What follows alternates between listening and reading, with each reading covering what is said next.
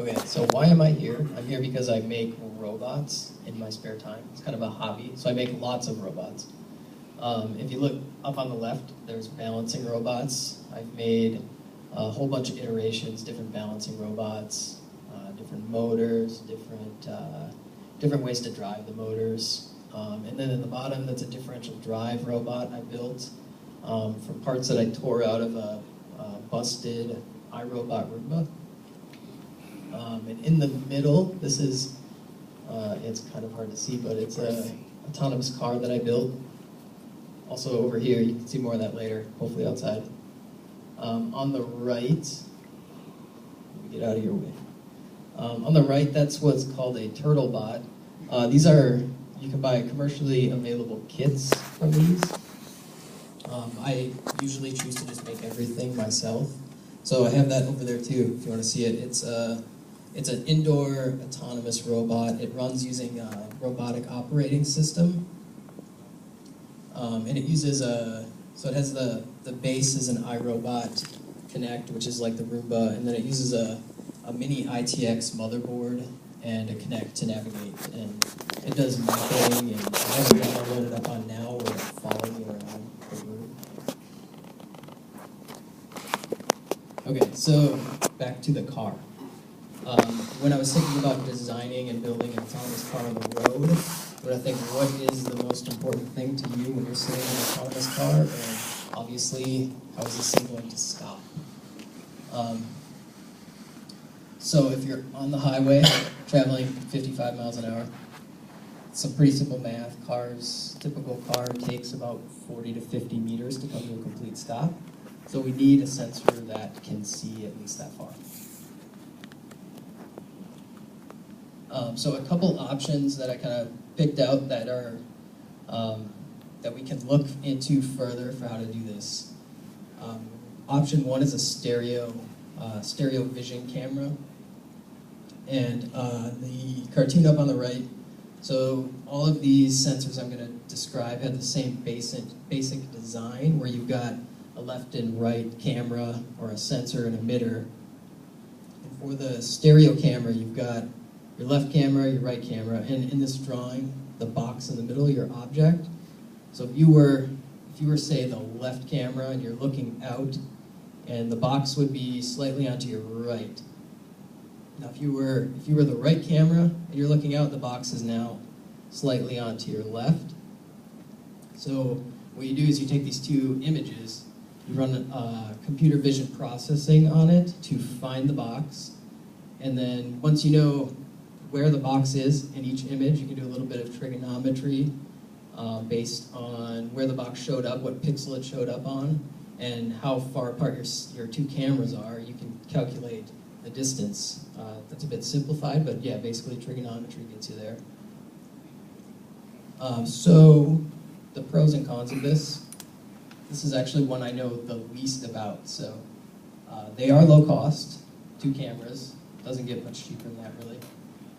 I don't know the distance. I haven't been able to find any real concrete numbers on how far you can detect a distance with one of these.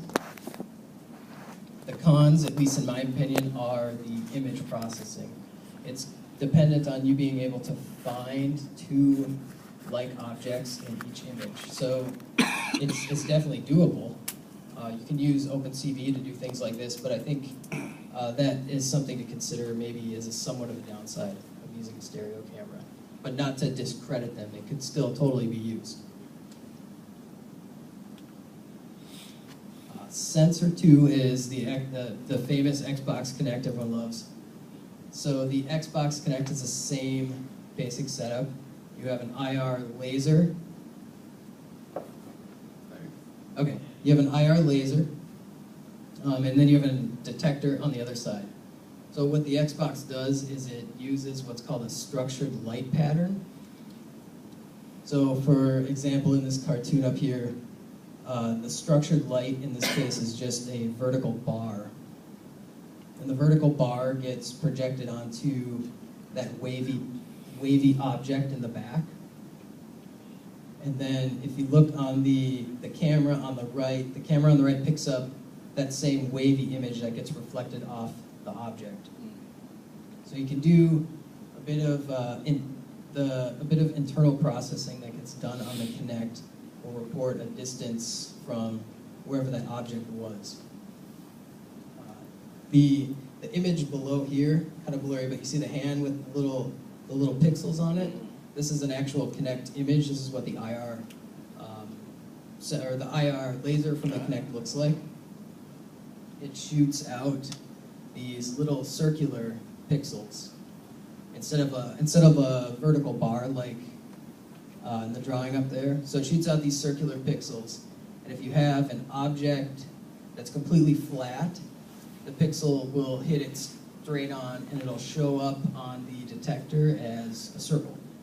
So if you have an image with a contour, like the one up there, like this, so the laser comes in like this, hits it at a contour, the detector will actually see an ellipse, and it can use the ellipse that it sees to calculate depth.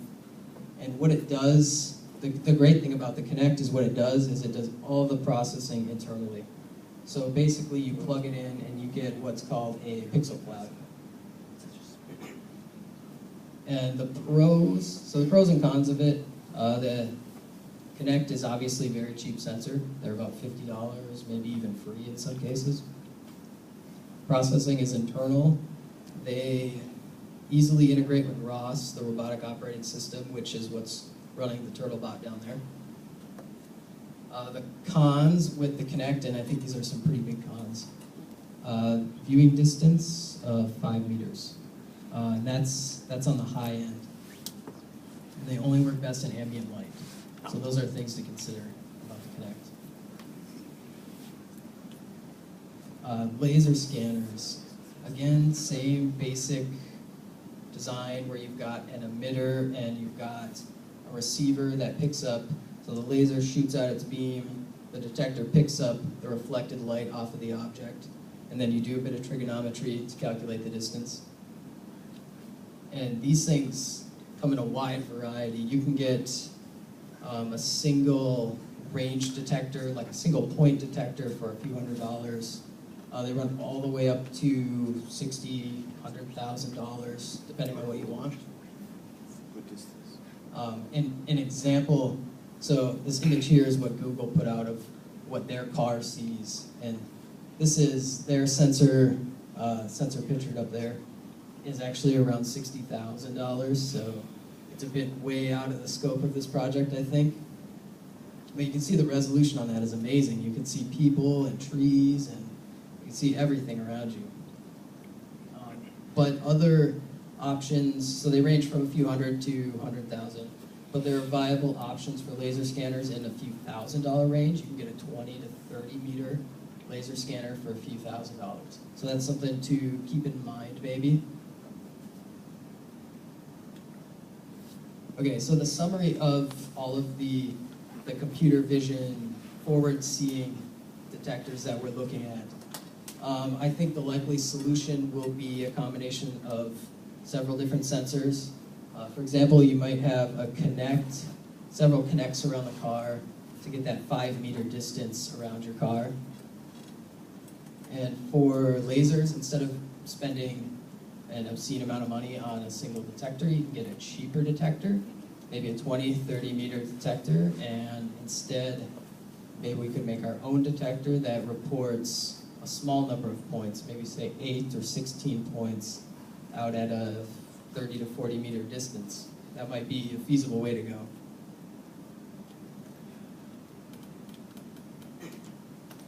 All right, so other useful sensors.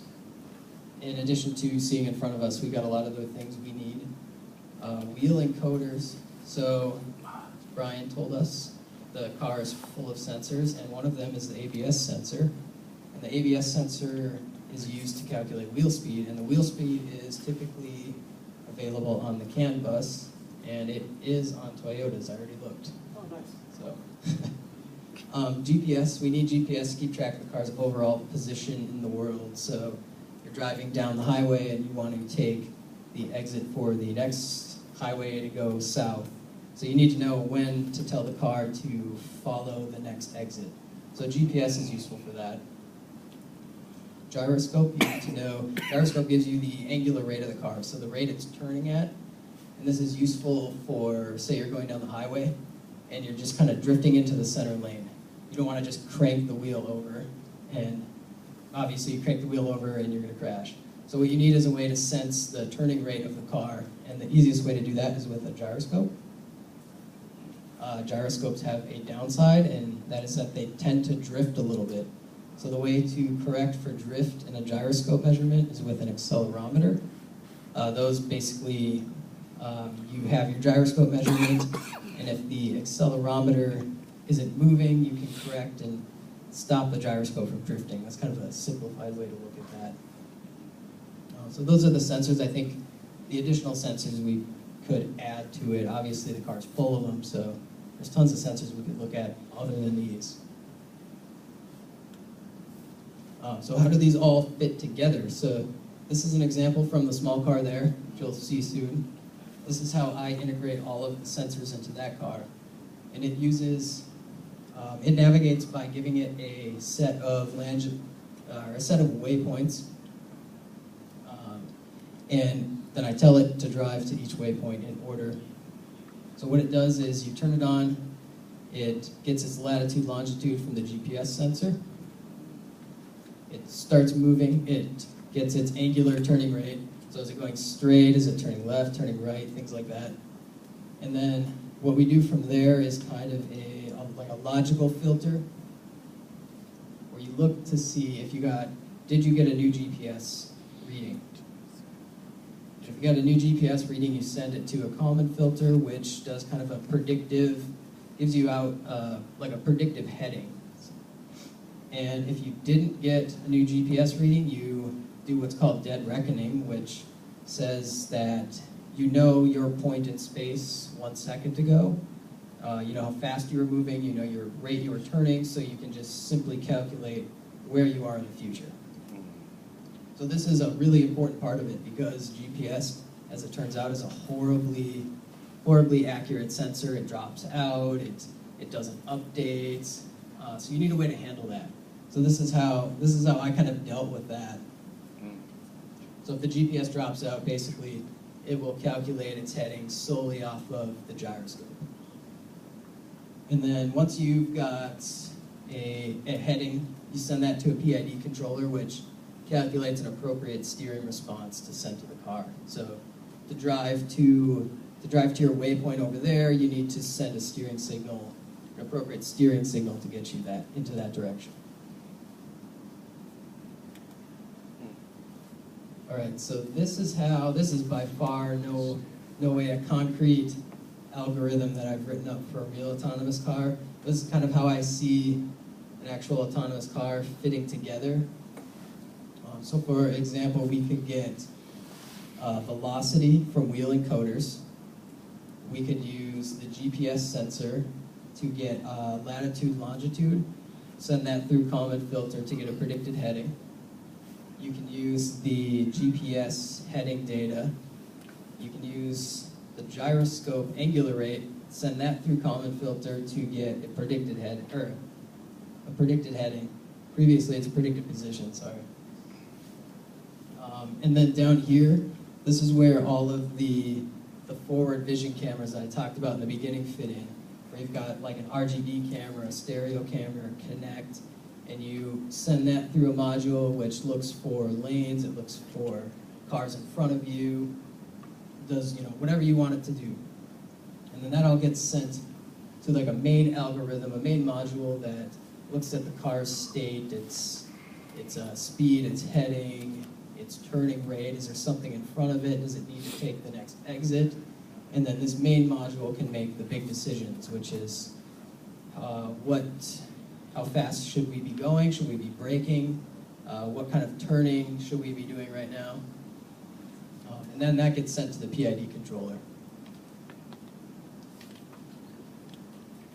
So that's what I have about sensors. That's all we got. And then just for fun, I saw in a presentation a couple days ago, a guy threw up his code into a tag cloud just to see what it looked like. So this is the code that runs the small autonomous car. And this is an example of what it is. There's lots of GPS, heading, angles. Local data is the car's state space with its speed, its angles, things like that. So that's what I got about sensors.